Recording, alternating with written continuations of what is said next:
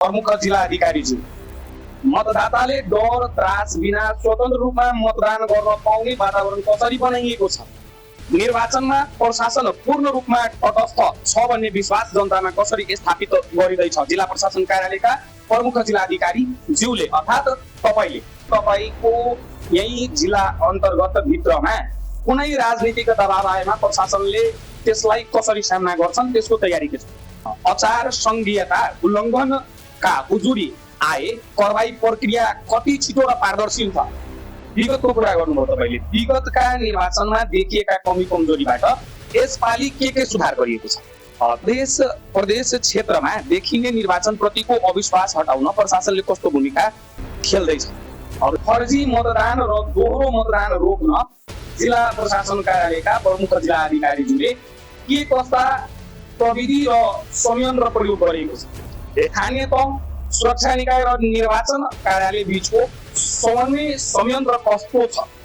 मतदान दिन आकस्मिक अवस्था आए तुरन्त समाधान गर्न कस्तो व्यवस्था गरिएको छ?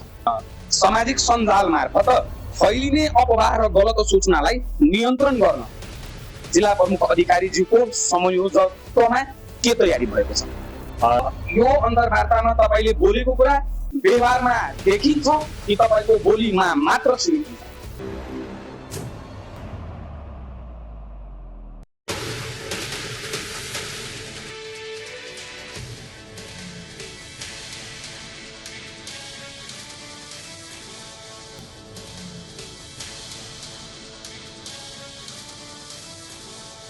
दर्शक नमस्कार, हामी उपस्थित छौँ धनुषा जिल्लाको जिल्ला प्रशासन कार्यालय भित्र हाम्रो धनुषा जिल्ला प्रमुख अधिकारी ज्यूसँग हामी यहाँ निर्वाचनमा केन्द्रित भएर केही विशेष कुराकानी गर्न आएका छौँ। तपाईँ सम्पूर्णजनालाई निर्वाचनप्रति भयरहित बनाउन र निर्वाचनप्रति सरकारले गरेको तयारी, सरकारले गरिरहेको तयारीबारे तपाईँहरूलाई यथार्थ र वास्तविक सत्य तथ्य जानकारी गराउन हामी आफै स्वयं जिल्ला प्रशासन कार्यालयको भित्र जिल्ला प्रमुख अधिकारी धनुषा जिल्लाका उहाँसँग हामी यहाँ जुरेर तपाईँहरूलाई धनुषा जिल्लाभित्र निर्वाचनको के कस्तो तयारी भइराखेको छ त्यसका बारेमा प्रत्यक्ष जानकारी गराउनेछौँ। दर्शकले तपाईँहरूलाई अझ एउटा गम्भीर कुरा जानकारी गराउनु पर्दा हाम्रो जिल्लाभित्र निर्वाचन भइराखेको बखतमा निर्वाचनको मतदानलाई सुरक्षा दिने अथवा यहाँ निर्वाचन प्रक्रियामा सुरक्षाका सम्पूर्ण जिम्मा नेपाल प्रहरी, सशस्त्र प्रहरी र नेपाली सेना तीनटै तहको सुरक्षा कर्मीहरूसँग समन्वय गर्ने कार्य र सुरक्षा योजना बनाउने कार्य, मतदानको ढुवानी लगायतका विभिन्न निर्वाचन कार्यालयसँग प्रत्यक्ष रूपमा समन्वय गर्ने यी सम्पूर्ण अधिकार हाम्रो प्रमुख जिल्ला अधिकारीसँग हुन्छ र हामी त्यस सम्बन्धमा उहाँले के कस्तो तयारी गर्नु भएको छ भन्ने बारे हामी उहाँसँग कुराकानी गर्छौँ। यसमा हामी बढी समय नलिकन मात्र तपाईँहरूको मन भार समेटेर 15वटा प्रश्न लिएर उहाँसँग उपस्थित भएको छौँ र त्यो 15वटा प्रश्न ठ्याक्कै जवाब उहाँसँग लिन्छौँ र तपाईँलाई जानकारी गराउँछौँ।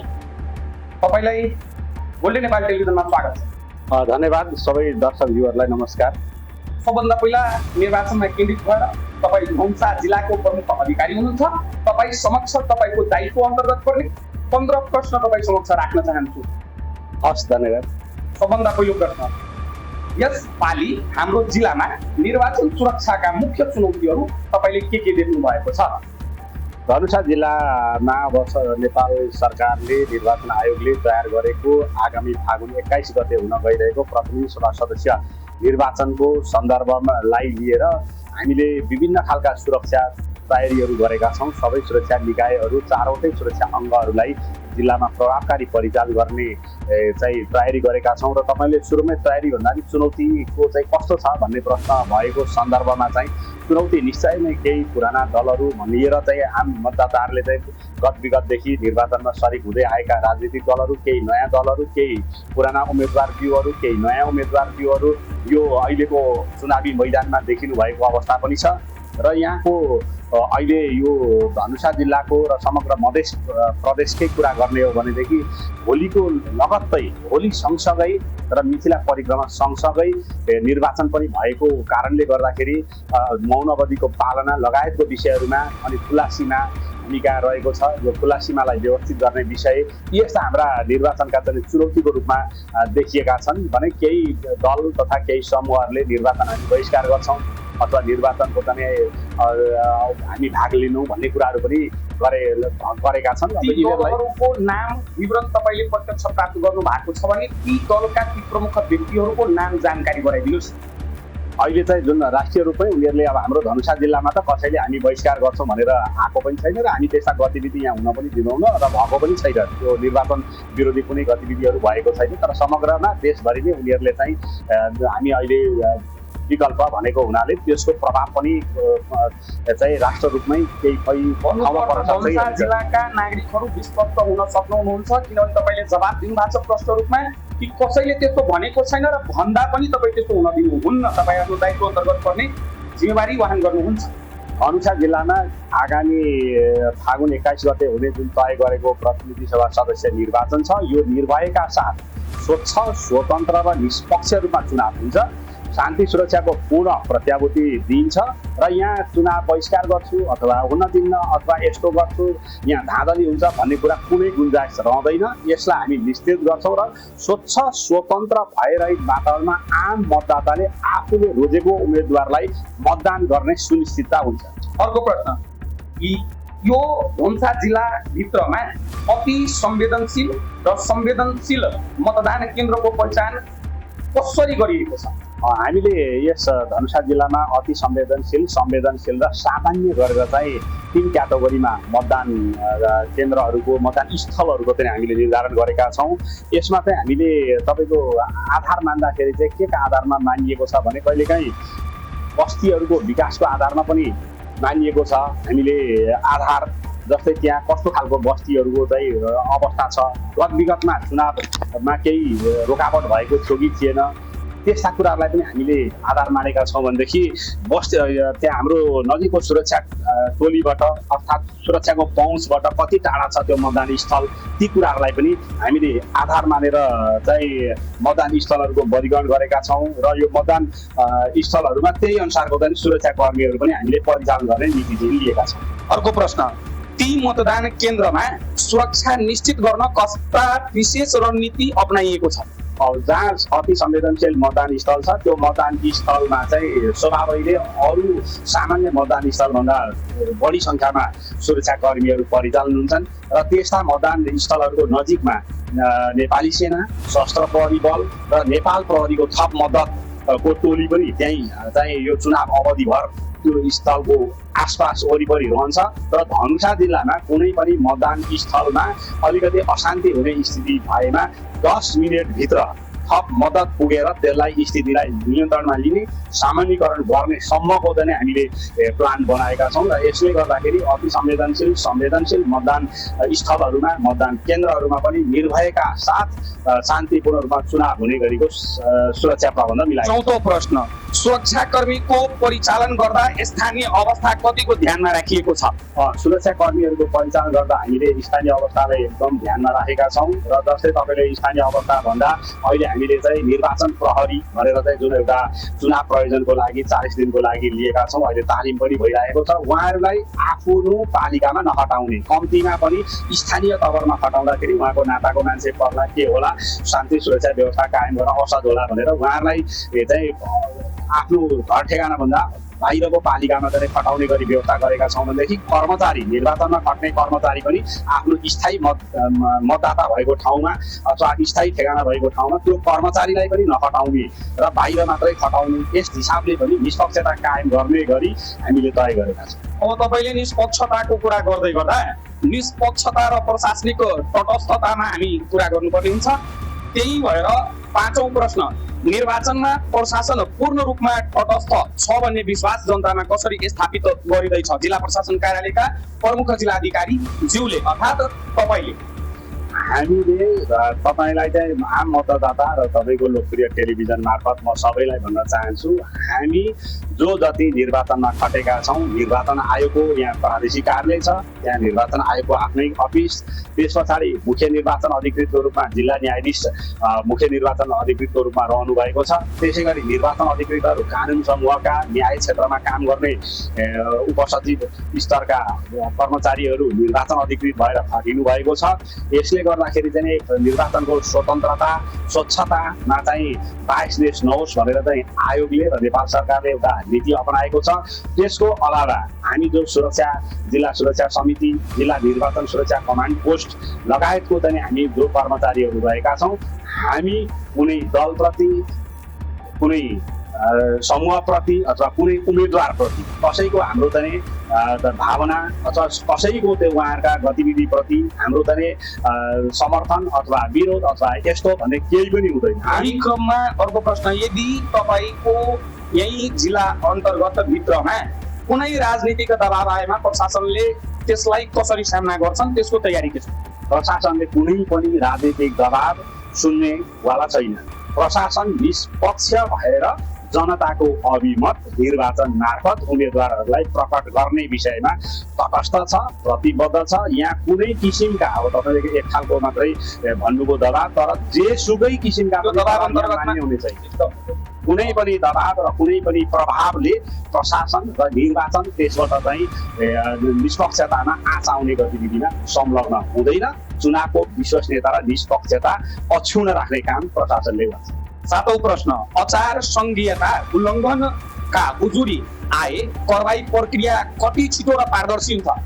निर्वाचन आचार संहिता सबैले पालना गर्नुपर्ने भनेर चाहिँ निर्वाचन आयोगले लागू गरिसकेको छ र आचार संहिताको पनि विभिन्न केन्द्रमा निर्वाचन आयोगको आयुक्तज्यूदेखि लिएर तह हुँदै जिल्ला तहमा चाहिँ सहायक प्रमुख जिल्ला अधिकारीलाई निर्वाचन आयोगले नै तोकेको छ। धनुषा जिल्लामा पनि कृष्ण प्रसाद गैरे सहायक प्रमुख जिल्ला अधिकारीलाई यो धनुषा जिल्लाको निर्वाचन आचार संहिता अनुगमन अधिकृत तोकिनु भएको छ। उहाँले काम प्रारम्भ गरिसक्नु भएको छ। त्यसै गरी आर्थिक तर्फको आचार संहिता हेर्नको लागि धनुषा जिल्लाको कोष तथा लेखा नियन्त्रण कार्यालयका प्रमुख कोष नियन्त्रकज्यूलाई पनि चाहिँ आयोगले तोकेको छ। दुईजना चाहिँ आचार संहिता अनुगमन अधिकृतहरूले काम प्रारम्भ गरिसक्नु भएको छ।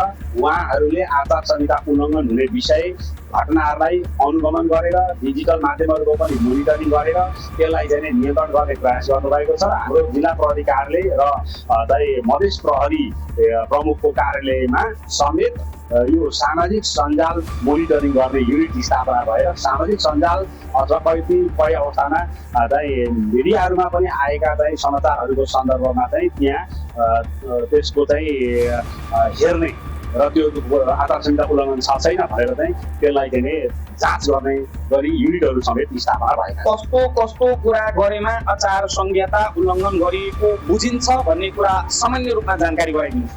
आचार संहिता भनेको एउटा नैतिक बन्धन हो।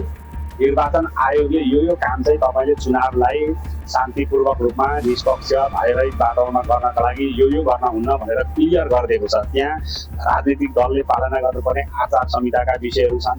त्यसै गरी तपाईँको उम्मेदवारले पालना गर्ने आचार संहिता छन्, सञ्चार जगतले पालना गर्ने छन्, सुरक्षाकर्मीले निर्वाचनमा खटिने सबैले पालना गर्नुपर्ने र मतदाताले पालना गर्नुपर्ने आचरणका कुराहरू छन्। र मूल विषय भन्दाखेरि जस्तै दल वा उम्मेदवारले झन्डा कस्तो प्रयोग गर्न पाउने, राष्ट्रिय झन्डा कसले कतिवटा प्रयोग गर्न पाउने, के प्रयोजन भनेको छ। जस्तै उदाहरणका लागि तपाईँलाई भन्यो भने कुनै पनि दलले आमसभा गर्दा बढीमा 10 वटासम्म राष्ट्रिय झन्डाको प्रयोग गर्न पाइने भनेको छ। अब त्यसमा दलहरू उम्मेदवारहरू सीमित हुनु पर्यो। त्यसै गरी राजनैतिक दलहरूले 2टा 4 पाङ्ग्रे वा 2 पाङ्ग्रे सवारी साधन प्रयोग गर्न पाउने भनेको छ।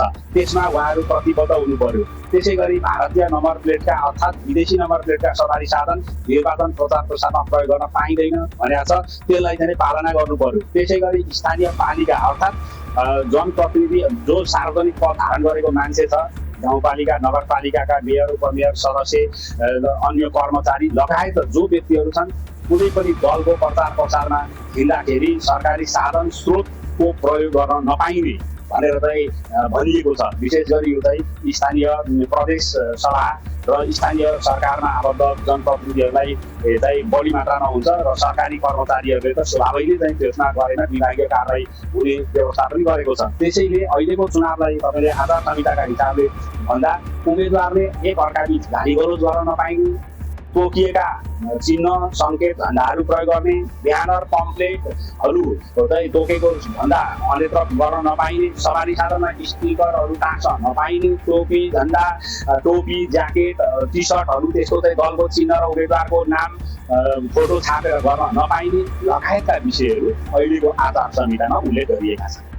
प्रमुख जिल्ला अधिकारीज्यू, हाम्रो धनुषा जिल्लाभित्रका मतदाताको मनभित्र विश्वास जगाउँदै र उहाँहरूलाई मतदानमा सहभागिता गराउन मतदाताले डर त्रास बिना स्वतन्त्र रूपमा मतदान गर्न पाउने वातावरण कसरी बनाइएको छ? एकदम धन्यवाद र महत्त्वपूर्ण प्रश्न पनि गर्नुभयो। मतदाताहरूलाई भएरै वातावरणमा चुनाव हुन्छ भन्ने वातावरण सृजना गर्नको लागि धनुषा जिल्लाका चारवटै निर्वाचन क्षेत्रका सबै प्रायः मतदान स्थलहरूमा हामीले मुखियापट्टि मुसर्नियादेखि लिएर गणेशमान चारनाथसम्मको र सिन्धुली र उदयपुरको सीमासम्मका मतदान स्थलसम्म म आफै सुरक्षा प्रमुखहरूलाई र निर्वाचन अधिकृतलाई लिएर र निर्वाचन आयोगको कार्यालयका कर्मचारीलाई समेत लिएर भिजिट गरेको छु। त्यहाँ स्थानीय बासिन्दाहरूसँग मैले संवाद गरेको छु र चुनाव यस पटकको चाहिँ भएरै वातावरणमा हुन्छ। तपाईँहरूको के धारणा छ भन्दा चुनाव शान्तिपूर्वक होस्, हामी चुनावलाई शान्तिपूर्वक चाहिँ गराउनमा मद्दत गर्छौँ, सहयोग गर्छौँ भनेर चाहिँ आम मतदाता र स्थानीय जनप्रतिनिधिबाट प्रतिबद्धता समेत आएको अवस्थामा यसचोटिको चाहिँ चुनाव शान्तिपूर्वक हुन्छ र उहाँहरू आश्वस्त हुनुहुन्छ। किनभने हामीले सबै क्षेत्रतिर चाहिँ लगभग भिजिट गरिसकेर उहाँहरूको पनि यो चुनावको बारेमा चाहिँ धारणा लिइसकेका छौँ। प्रमुख जिल्ला अधिकारीज्यू, यसै क्रममा अर्को प्रश्न, फर्जी मतदान र दोहोरो मतदान रोक्न जिल्ला प्रशासन कार्यालयका प्रमुख जिल्ला अधिकारीज्यूले के कस्ता प्रविधि र संयन्त्र प्रयोग गरेको छ? यसरी चाहिँ फर्जी भन्नाले दोहोरो मतदाता चाहिँ हुँदैन, किनभने निर्वाचन आयोगको कम्प्युटर प्रणालीबाटै एउटा व्यक्तिको दुईतिर मतदाता नाम भयो अर्थात् भोटर लिस्टमा नाम हुन्न। तर कोही व्यक्ति भोटर लिस्टमा नाम भएको तर नेपालमा नभएको विदेशमा भएको व्यक्तिको नाममा अरू कसैले मतदान गर्न सक्छ कि विगतमा पनि त्यस्ता केही घटनाहरू भएका छन्। त्यस्तो अवस्थालाई चाहिँ ध्यानमा राखेर हामीले चाहिँ उम्मेदवार राजनीतिक दलहरूसँग पनि बैठकहरू गरेका छौँ, फेरि पनि गर्दैछौँ र फर्जी मतदाताहरूलाई अर्थात् अर्काको नामबाट मतदान गर्ने कामलाई, हुँदै नभएको मान्छेको नामबाट मतदान गर्ने कामलाई तपाईँहरू सबैले चाहिँ निरुत्साहित गर्नु भनेका छौँ र पछि मतदाता नागरिक विश्वस्त हुँदा हुन्छ कि यो हुँदैन भनेर जिल्ला प्रमुख अधिकारीज्यू यसमा तटस्थ र यसका संयन्त्र कस्ता प्रयोग गर्नु भएको छ र त्यसमाथि जनताले विश्वास गरेर यसमाथि ढुक्क र विश्वस्त हुन्छन्? यसलाई चाहिँ जो जनता तपाईँले भनेको विषयमा राजनीतिक दल र उम्मेदवार हामीले जानकारी गराउने विषय त भइहाल्यो। अर्को हामीले तयारी चाहिँ के गरिरहेका छौँ भन्दाखेरि केही वर्षौँ अझै पनि मतदान केन्द्रमा खटिएको मतदान अधिकृत सहायक मतदान अधिकृतको तालिममा कोही फर्जी मतदाता आयो भने त्यहाँ त दलका एजेन्टहरू पनि हुन्छन्, विभिन्न उम्मेदवारका चाहिँ प्रतिनिधि हुन्छन्, उहाँहरूलाई देखाएर फेरि यसको मतदान व्यक्ति उपस्थित भएर मात्रै मतदाता परिचय पत्र, राष्ट्रिय परिचय पत्र लगायतका जे आफ्नो पहिचान खुल्ने सकल कागजात समेत त्यहाँ देखाउनु पर्ने भएको हुनाले त्यो कागजातमा लेखिएको नाम, त्यहाँको फोटो र त्यहाँ बसेका प्रतिनिधिहरूलाई समेत सोधेर उहाँ कोही शङ्कास्पद व्यक्ति भने ऊ व्यक्ति हो कि होइन भनेर भेरिफाई समेत गर्ने गरेको यस्तोको व्यवस्था गरिएको हुनाले र कोही व्यक्ति त्यस्तो चाहिँ फर्जी मतदाता भएन तत्काल त्यसलाई सुरक्षाकर्मीले नियन्त्रणमा लिएर निर्वाचन चाहिँ मसुद सम्बन्धी कारवाही अगाडि बढाउने समेत हामीले चाहिँ तय गरेको कारणले गर्दा यसरी फर्जी मतदाताहरूलाई हामीले मतदान गर्नु पूर्व नै त्यो लाइनमा बस्दाकै अवस्थामा र उनले चाहिँ परिचय पत्र देखाएकै अवस्थामा पक्राउ गर्ने र त्यसलाई नियन्त्रणमा लिने गरेको समेत तयारी त्यत्रो तयारी हामी भइसकेको छ। हजुर, तयारी भइसकेको छ। अनि अर्को प्रश्न, विगतको कुरा गर्नुभयो तपाईँले, विगतका निर्वाचनमा देखिएका कमी कमजोरीबाट यसपालि के सुधार गरिएको छ? विगतका चाहिँ निर्वाचनहरूमा जस्तै मतदान केन्द्रहरू निर्माण गर्दाखेरि कहिलेकाहीँ एकै ठाउँमा 3-4वटा केन्द्र हुँदाखेरि अलिकति कुनै केन्द्रले धेरै ठाउँ लिने, कुनै केन्द्रले थोरै ठाउँ लिने भएको पनि देखिएको हामीलाई जानकारी आएको छ। र यसपटक चाहिँ एउटा स्कुलमा मानौँ 4वटा क ख ग घ केन्द्र रहेछन् भने ती 4वटै केन्द्र एकैपटक बनाउने, त्यसो गरेपछि सबै 4वटा केन्द्रका मतदाताहरूलाई मतदान गर्न र मतदान पश्चात नीति लिन सहज होस् भन्ने हिसाबले चाहिँ त्यो एउटा मतदान केन्द्र निर्माणमै हामीले चाहिँ सुधार गर्ने गरीको व्यवस्था गरेका छौँ भनेदेखि अर्को कुरा चाहिँ त्यो मतदाता नामावली फोटोसहितको नामावली नै प्राप्त त्यहाँ भइरहन्छ र मतदाता शिक्षाको पनि कार्यक्रम अब केही समयपछि शुभारम्भ हुने भएकोले मतदाता शिक्षा कार्यक्रम मार्फत बदर मत नहुने गरी नागरिकहरूलाई चाहिँ मतदान गर्न पनि जानकारी गराइने हुनाले विगतमा भएका कमी कमजोरीहरूलाई सुधार गर्ने प्रयास चाहिँ हामीले गरेका छौँ। अर्को प्रश्न, हामी समन्वय र सूचना व्यवस्थापन सम्बन्धी कुरा गर्नुपर्ने हुन्छ।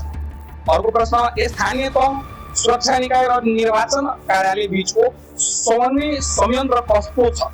तपाईँले भनेकोमा अहिलेको चुनाव व्यवस्थापनमा स्थानीय तह, सुरक्षा निकाय र निर्वाचन कार्यालय बीचको समन्वय संयन्त्र कस्तो छ? यसको चाहिँ समन्वय संयन्त्र निर्वाचन व्यवस्थापन समिति, जिल्ला निर्वाचन व्यवस्थापन समिति भनेर चाहिँ एउटा यहाँको मुख्य निर्वाचन अधिकृत, अघि मैले जिल्ला न्यायाधीश भने, उहाँको अध्यक्षतामा सबै सुरक्षा निकायका प्रमुख र निर्वाचन आयोगको कार्यालयको चाहिँ प्रमुख समेत सदस्य रहने एउटा निर्वाचन व्यवस्थापन समिति छ।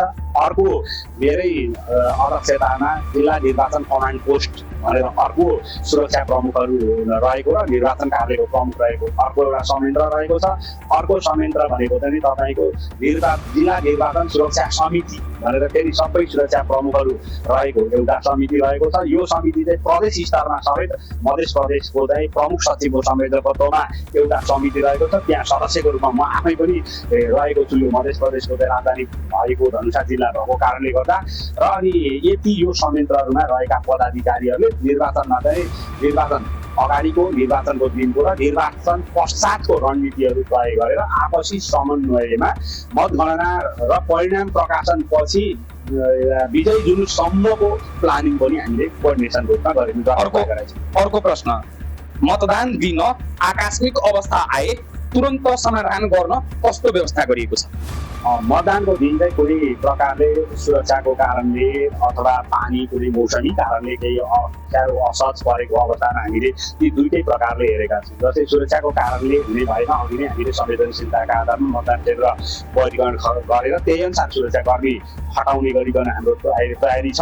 त्यसले गर्दाखेरि पनि सुरक्षाको प्रत्याभूति हुन्छ। जस्तै मौसमी कारणले पानी पर्यो, हावाहुरी त्यस्तो भयो भनेदेखि हाम्रो लगभग एउटा दुईवटा ठाउँदेखि बाहेक अरू सबै ठाउँमा चाहिँ भौतिक पूर्वाधार भएका सामुदायिक विद्यालयहरू धेरै जसो अन्य सामुदायिक सरकारी कार्यालयहरू रहेको हुनाले ती कार्यालयहरूमा चाहिँ मतदान गर्ने वातावरण मिलाएर त्यसचोटिको चाहिँ आकस्मिक केही त्यस्ता खालका विपदहरू आइपऱ्यो भने पनि त्यसलाई चाहिँ समाधान गर्दै निर्वाचनलाई निरन्तरता दिने, मतदानलाई निरन्तरता दिने गरी तय गरेका छौँ। अर्को प्रश्न, सामाजिक सञ्जाल मार्फत फैलिने अफवाह र गलत सूचनालाई नियन्त्रण गर्न जिल्ला प्रमुख अधिकारीज्यूको संयोजकत्वमा के तयारी भएको छ?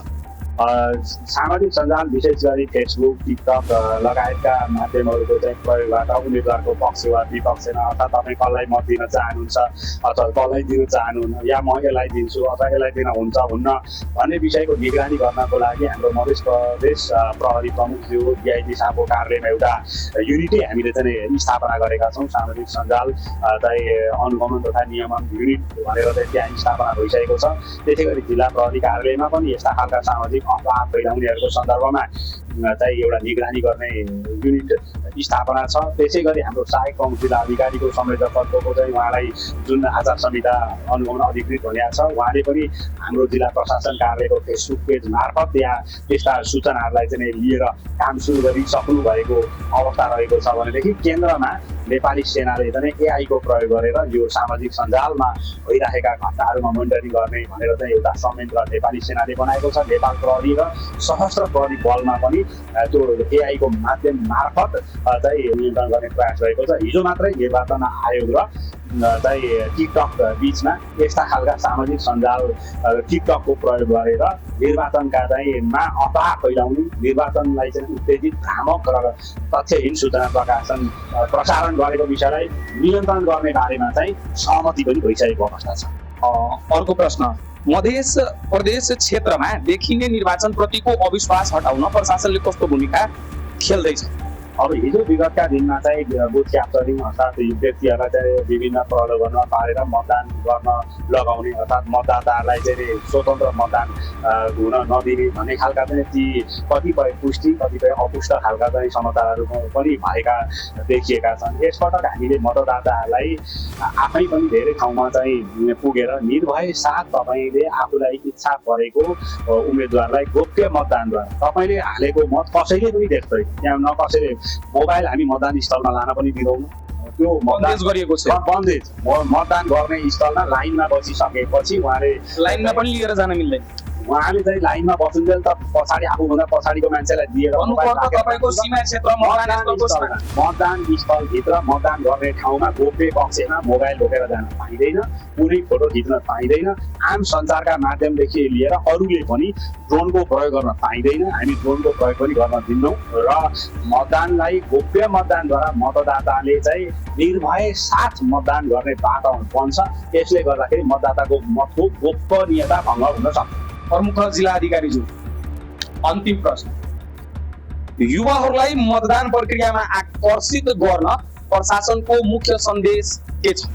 आम चाहिँ मतदाताहरू युवाहरू विशेष गरी चाहिँ जेन्जी पुस्ताका युवा पनि भनिएको छ। केही युवा साथीहरूले पहिलोपटक मतदान पनि गर्दै हुनुहुन्छ। केहीहरूले विगतमा गर्न नपाएको विदेश बसेको या केही कारणले त्यस्तो चाहिँ भएको पनि हुनसक्छ र नेपालभित्र कोही व्यक्ति रोजगारीको सिलसिलामा या कोही पढाइको सिलसिलामा अध्ययनको सिलसिलामा बाहिर हुनुहुन्छ भने पनि आफूलाई तोकिएको मतदान केन्द्र मतदान स्थलमा फर्केर आउनु र यसचोटिको यो नागरिकको एउटा कर्तव्य पनि हो। मतदानद्वारा आफ्नो योग्य उम्मेदवार छनौट गरेर एउटा चाहिँ लोकतन्त्रमा सहभागिता हुने अवसर पनि हो। त्यो कारणले गर्दाखेरि सबै युवा मतदाता र प्रौढ लगायत सबैजनालाई आफ्नो मतदान स्थलमा आएर निर्भयका साथ मतदान गरेर यसचोटिको निर्वाचनमा अधिकभन्दा अधिक सहभागिता जनाउनुमा म अपिल समेत गर्न चाहन्छु। तपाईको जवाबबाट अति नै हामी खुसी छौँ कि तपाईँले यत्रो ठुलो तयारी, बडो उत्सुकता साथ, बडो